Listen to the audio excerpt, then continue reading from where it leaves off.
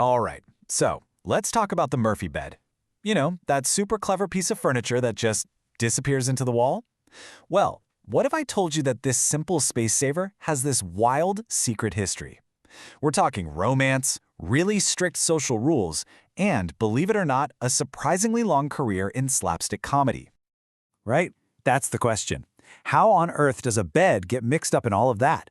It seems like just a piece of furniture, but its story is just fascinating. We're going to unfold the tale of how this simple cabinet became a huge icon of American ingenuity and, of course, Hollywood's favorite punchline.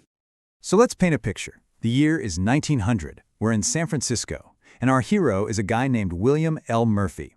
Now, William has a classic big city problem. He lives in a tiny one-room apartment.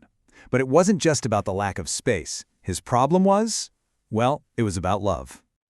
See, Murphy was trying to win the heart of a young opera singer. The problem? Back then, the moral code was incredibly strict. It was an absolute no-go for a respectable woman to set foot in a gentleman's bedroom. And, well, Murphy's living room was his bedroom. He was in a serious jam. So what's a guy to do? He invents. Murphy creates what he calls the disappearing bed. It was genius.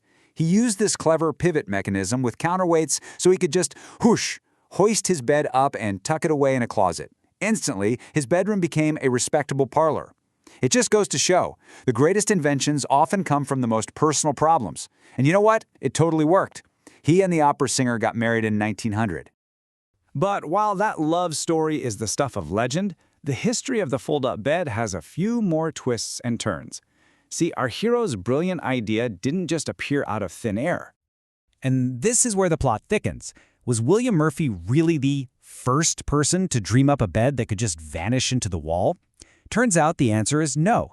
He actually had some incredible predecessors.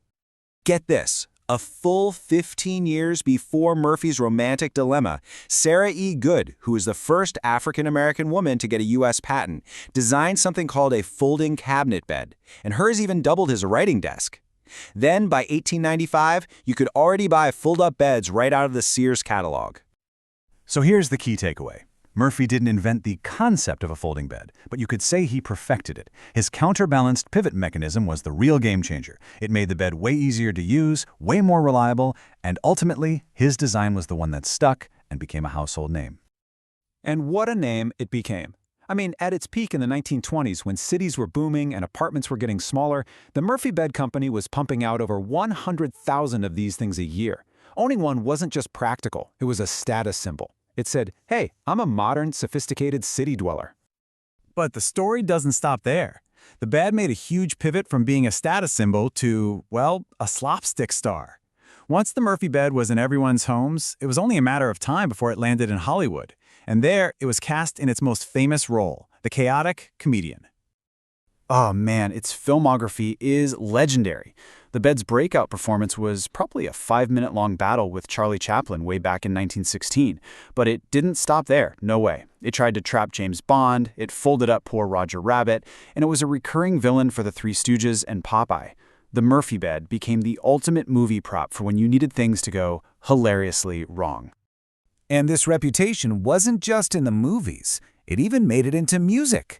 This line from a song in 1958 just perfectly captures the idea that this bed was a little unpredictable. Poor O'Reilly.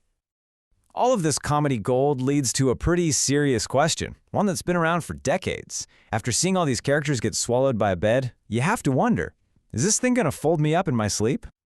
And the answer, thankfully, is no. Look, there have been a handful of really tragic accidents over the years, but they were almost always because of faulty installation. A modern, properly installed Murphy bed is totally safe. It is not, I repeat, not secretly planning to eat you. So you can rest easy. So after its golden age and that long career in comedy, the Murphy bed's popularity kind of faded for a while. But you know, like any great star, it was just waiting for the right moment to make a comeback. The bed's journey has really been a roller coaster. You can see it here. It peaked in the 20s, but then after World War II, everyone wanted a big house in the suburbs, so the bed seemed kind of pointless. But then, as times changed and the tiny living movement started taking off, suddenly the Murphy bed was more relevant than ever. And today's models, they are a world away from Murphy's original design. We've gone from these heavy, clunky, spring-loaded things hidden in a closet to these incredibly sleek, piston lift systems. Now they're built right into beautiful cabinetry with sofas, desks, and even built-in lighting. They're a design centerpiece. Here's a fun fact. The name Murphy bed became so popular, so synonymous with the whole idea, that in 1989 a court ruled the term was generic. They actually lost the trademark. That's why today you'll see them called all sorts of things: a wall bed, a pull-down bed, a hidden bed. But let's be real, we all know what they're talking about. It's a Murphy bed. So there you have it. From a clever fix for a romantic problem to a symbol of modern flexible living. The story of the Murphy bed shows us that great design never really goes out of style. And it kind of makes you wonder, as our world keeps changing and our homes have to adapt, what other simple everyday object is just waiting for its moment to be completely reinvented?